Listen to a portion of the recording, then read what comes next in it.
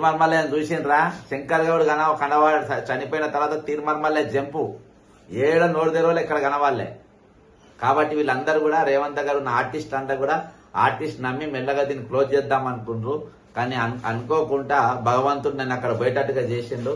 అక్కడ కొంచెం టర్న్ అయింది. ఏదేమైనప్పటికీ మీరు ఇది గుర్తుపెట్టుకోవాల్సిన అవసరం ఉంది. ఇక ఇప్పుడు అసలు విషయానికి వద్దాం. ఇది టీజీఎస్ ఆర్టీసీ గురించి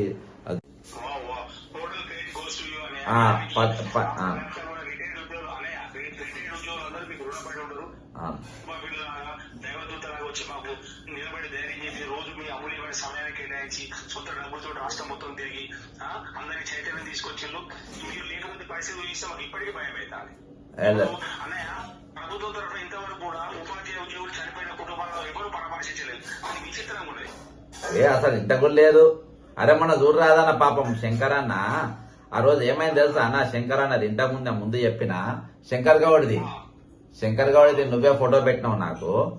శంకర్ గౌడ్ది అయిన తర్వాత నాకు రాత్రి సెక్రటరీకి వెళ్ళి ఒక మిత్రుడు ఫోన్ చేసిండు. అంటే ఆయన నాకు పరిచయం లేదు అన్న, ఇట్లా ఆయన సీరియస్ ఉందంట, ఎంజిఎంకి వెళ్ళి స్టార్ట్ అయింది, ఇక్కడ తీసుకొచ్చిండ్రు, కానీ ఆయన తొవ్వనే చచ్చిపోయింది ఆల్రెడీ.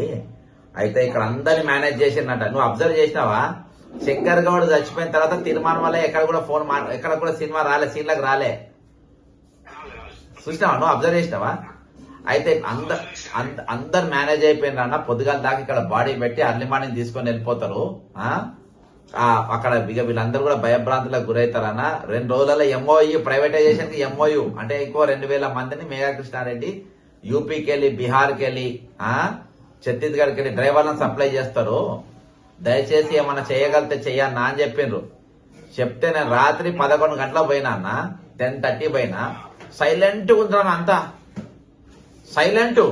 పోలీసులు 200 మంది ఉంటూ సైలెంట్. అశ్వత్థామరెడ్డి కూడా ఉండి అక్కడనే, ఆయనే సాక్ష్యం. అశ్వత్థామరెడ్డి అక్కడనే ఉండు సైలెంట్ గా ఉన్నారు అన్న. నేను పోయి అప్పుడే పొన్న ప్రభాకర్ బయటకు వస్తుండు. నేను పోయి అక్కడ గొడవ చేయకుంటే, అక్కడ నేను మాట్లాడకుంటే, మెయిన్ వాళ్ళ భయం ఏముండే తెలుసా? ఇవాళ రిటైర్మెంట్ ఉద్యోగులదే కొయ్యలేక అయింది, పీక్కోలేక చచ్చిపోయి. మళ్ళా ఆర్టీసీ దానికి అడిషనల్ అయిపోతుందని ముఖ్యమంత్రి గారు ఇమీడియట్ గా పొన్న ప్రభాకర్ ఎక్కి 1,00,000 కోట్లైనా పర్వాలేదు ఇమీడియట్ గా వాళ్ళ సమస్య తీర్చి అప్పటిదాకా లేవద్దు.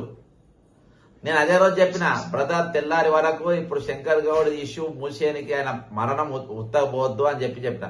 బాధాకరం ఏంటంటే అన్న, లోపల జేఏసీ నాయకులు, మంత్రి గారు ఇద్దరు కూడా స్వీట్లు తినిపించుకుండ్రు.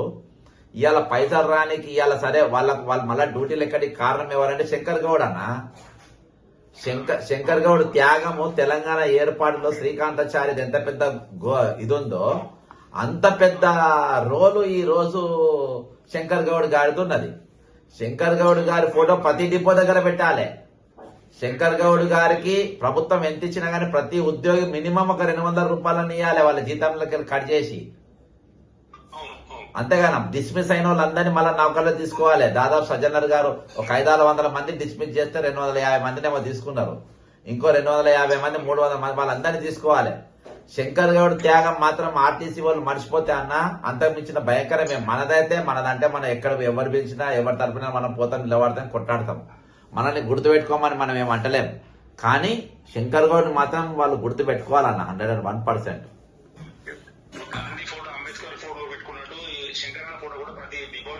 అన్న ఇంత పెద్ద కుట్ర ఏం తెలుసా? వీళ్ళు బక్రాలైన ఒరిజినల్ ఏంటంటే వీళ్ళు కావాలని వాళ్ళ స్ట్రైక్ పోవాలనే చూసిండ్రు. వీళ్ళు స్ట్రైక్ పోతుండ్రు. ఆల్రెడీ కొన్ని 100,000 బస్సులు ఈ రోజు 1,800 కోట్ల రూపాయలు మేఘకృష్ణారెడ్డికి ఇచ్చిండ్రు.